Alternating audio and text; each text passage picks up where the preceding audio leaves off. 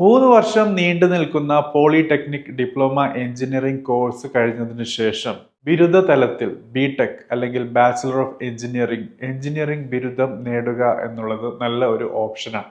So അതിനുവേണ്ടി lateral entry, അതായത് 1 വർഷം പിന്നിട്ട് ഡയറക്ട്ലി സെക്കൻഡ് ഇയറിലേക്ക് ബിടെക്കിലേക്ക് അഡ്മിഷൻ നേടാനുള്ള സൗകര്യവുമുണ്ട്.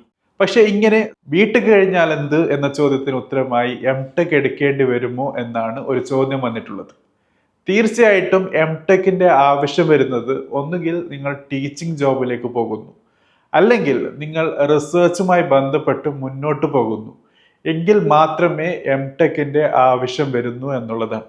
ചില പ്രത്യേക ജോബ് മേഖലയുണ്ട്, റിസർച്ച്, അക്കാദമിക് തലത്തിൽ, അതോടൊപ്പം അനാലിസിസ് പോലെയുള്ള കാര്യങ്ങൾ technical education is much needed. അവിടെ മാത്രമേ എംടെക് ആവശ്യമായിട്ട് വരികയുള്ളൂ.